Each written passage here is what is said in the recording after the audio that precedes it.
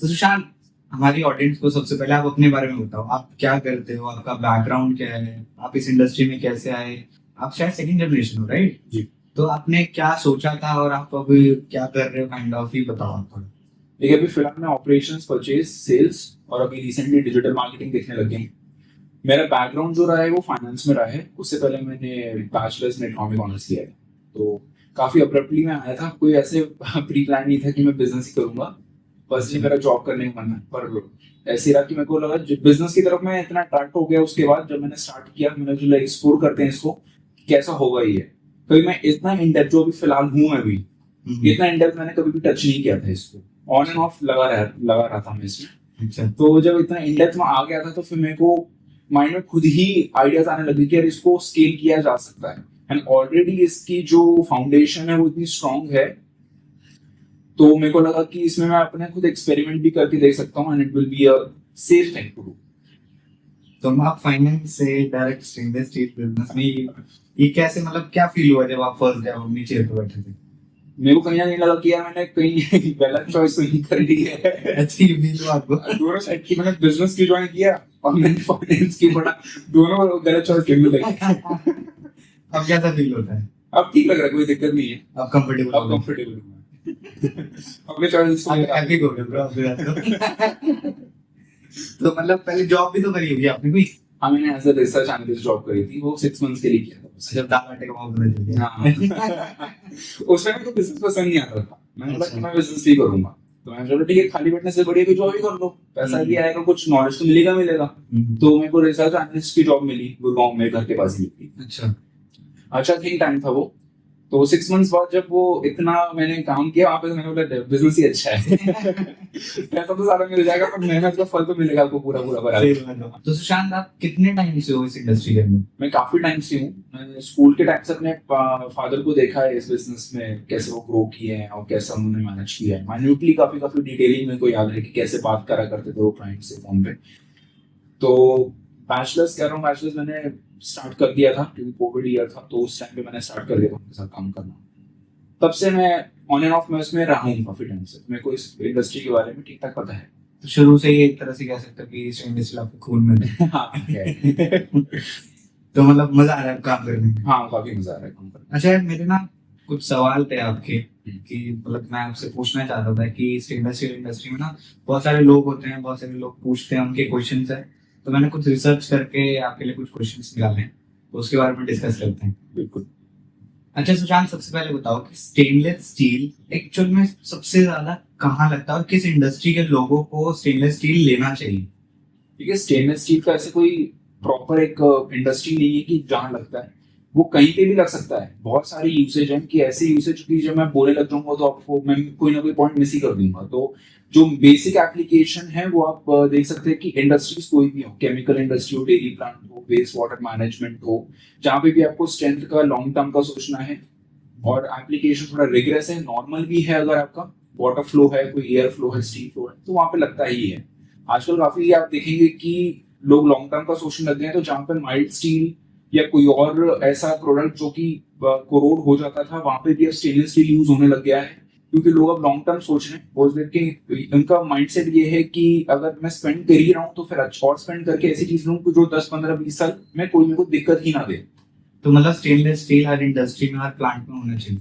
हाँ जी, बिल्कुल होना चाहिए। उससे लाइफ भी बढ़ती है, मेंटेनेंस अच्छा रहता है उसका, बार बार आपको देखना नहीं पड़ता कि यार ये चीज मेरी अच्छी वर्क कर रही है कि नहीं कर रही है।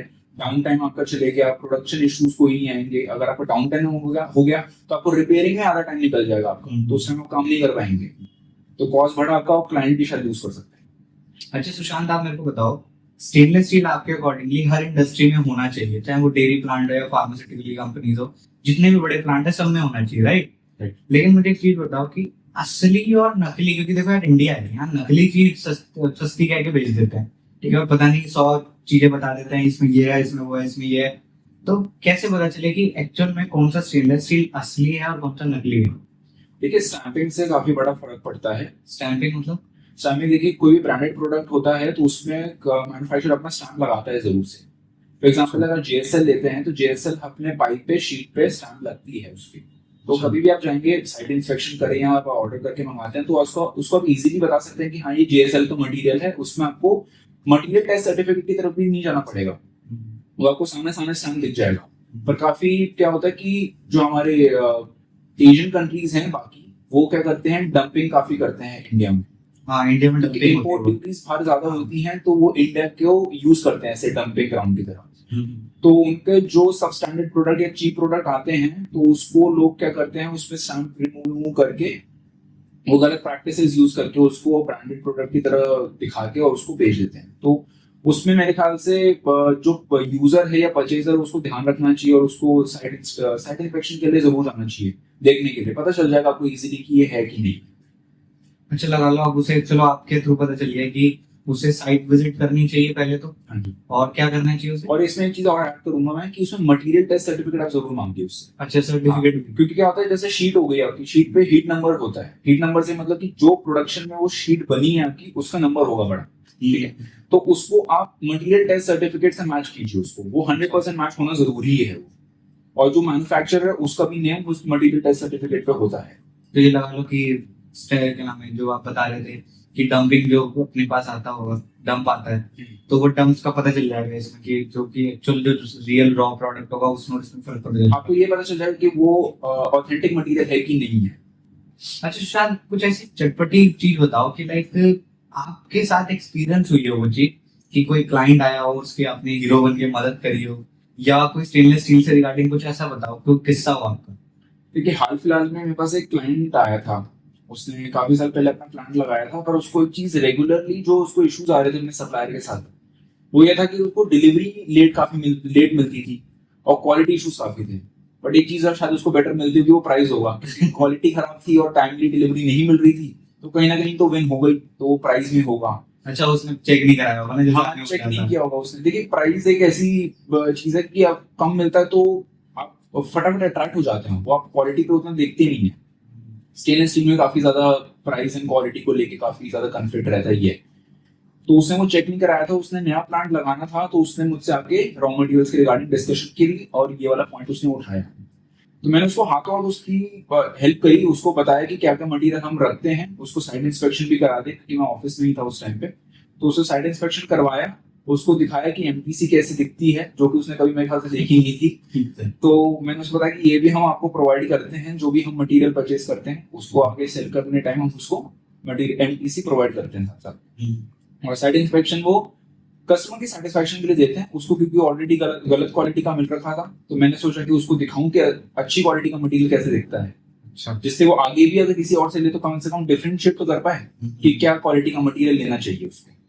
अच्छा और बुरे में फर्क पता चल गया तो। हाँ जी, उसको पता चलिए। और डॉक्यूमेंटेशन देखिए बहुत इंपॉर्टेंट रहता है। तो एमटीसी तो मैं बोलूंगा कि आप हमेशा मांगिए जब भी आप स्टेनलेस स्टील ले रहे हैं या कोई भी मेटल ले रहे हैं। तो वो कन्वर्ट हुआ आपके थ्रू या नहीं हुआ? बिल्कुल कन्वर्ट हुआ। अच्छा श्रीराम, जो इंडस्ट्री के लोग स्टेनलेस स्टील इस्तेमाल करने वाले हैं अपने अपकमिंग न्यू प्लांट में, तो उनके लिए आप क्या सजेशन दोगे कि किन चीजों का ध्यान रखना चाहिए उन्हें? देखिए पहले प्लांट लगाने से पहले काफी चीजों का ध्यान देना पड़ता है, उसमें कुछ मैं आपको बता देता हूँ। क्योंकि देखिए पहला प्लांट के बेसिस पे ही आप आगे उसको एक्सपांड करेंगे, वो सक्सेस होगा तभी आप आगे एक्सपांड कर पाएंगे ना। तो पहले प्लांट में आप सबसे पहले तो देखिए सप्लायर्स आपके अच्छे होने चाहिए, आप उनसे मिलके आइए, बात कीजिए, उनके प्रोडक्ट्स देखिए किस किस में डील करते हैं, कौन से ब्रांड में डील करते हैं, ठीक है। और प्राइसिंग में आप देख लीजिए कि प्राइसिंग में, क्योंकि प्राइस तो देखिए आप जैसे जैसे सप्लायर्स के साथ जाएंगे आपको प्राइस और अच्छे अच्छे मिलने लग जाएंगे। तो आप और सप्लाईज करेंगे तो आपको कॉम्पिटिटिव प्राइसिंग ऑटोमेटिकली मिलने लग जाएगी।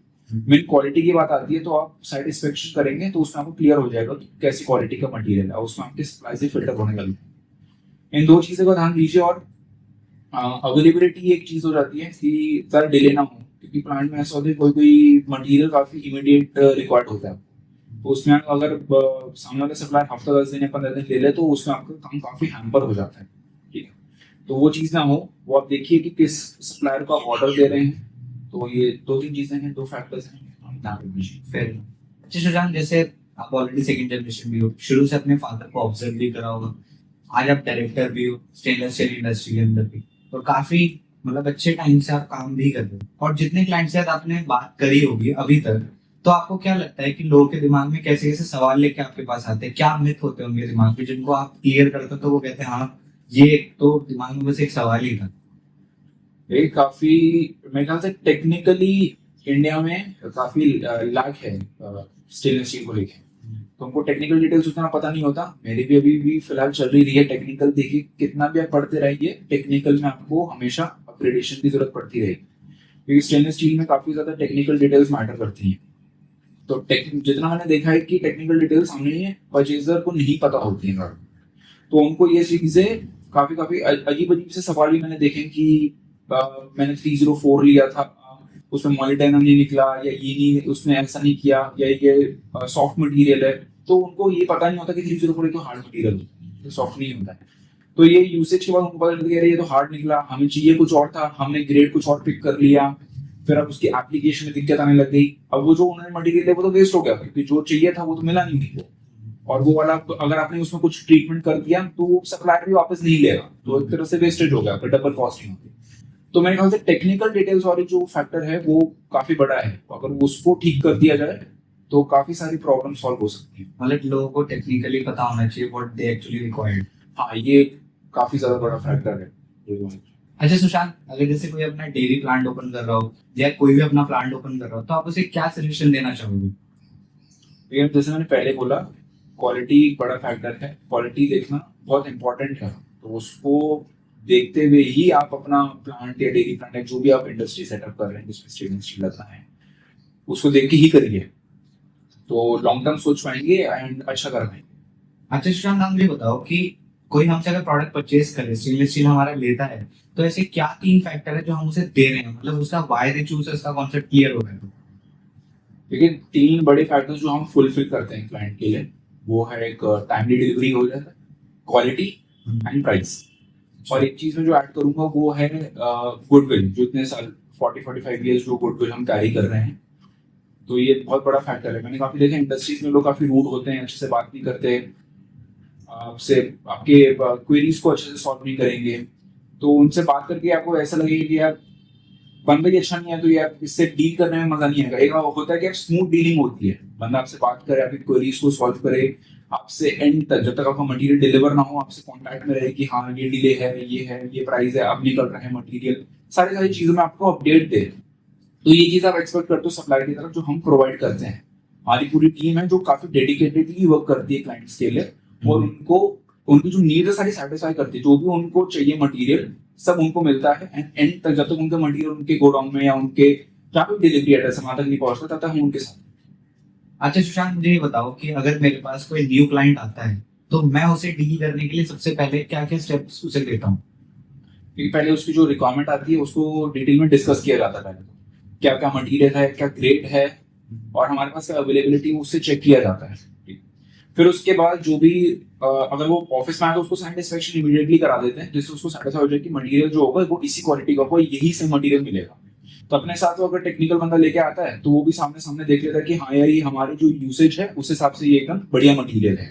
तो वहां मटेरियल जब पहुंचता है उसके पास, उसको कोई सरप्राइज ऐसा नहीं मिलता कि ये मटेरियल वो नहीं है जो मेरे को नहीं मिला, ऐसा कुछ भी नहीं रहता। इनकेस हमारे पास कोई मटेरियल रहता तो हमारे पास काफी एनहांस सप्लाई चेन वेंडर्स हैं, काफी सालों से हम जिनके साथ काम कर रहे हैं, 30-35 ईयर्स 40 ईयर्स से काम कर रहे हैं, तो काफी ट्रेंड हैं, डेडिकेटेडली वर्क करते हैं, रेप्यूटेड हैं वो।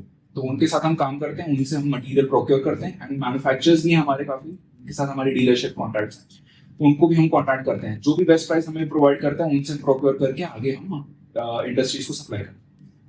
ठीक है, मतलब और अच्छा ये बताओ कि अगर किसी को स्टेनलेस स्टील लेना हो तो कैसे कांटेक्ट करें आपके साथ? देखिए मेरे मेल आईडी पे भी कॉन्टैक्ट कर सकते हैं, info@unionpexsteels.com। अगर मोबाइल पे आप करना चाहें तो 9312214848 इस पर कॉन्टैक्ट कर सकते हैं। तो मतलब बेस्ट टू बेस्ट डील और बेस्ट टू बेस्ट रिजल्ट्स आपसे मिल जाएंगे। बिल्कुल, उसकी आपको चिंता करने की कोई जरूरत नहीं। चलो, तो ये पॉडकास्ट अभी यहीं फिनिश करते हैं। अगले पॉडकास्ट में देखते हैं हम क्या डिस्कशन करते हैं। तो अगर आपको कोई पॉइंट लगता है ऐसे वैलिड तो आप नीचे कमेंट में कर सकते हो, ताकि हम नेक्स्ट जो भी क्वेश्चंस रहेंगे हमारे सेकंड जैम डायरेक्टर के साथ हम वो चीज डिस्कस करेंगे। सो मिलते हैं अगले पॉडकास्ट में, तब तक के लिए बाय बाय।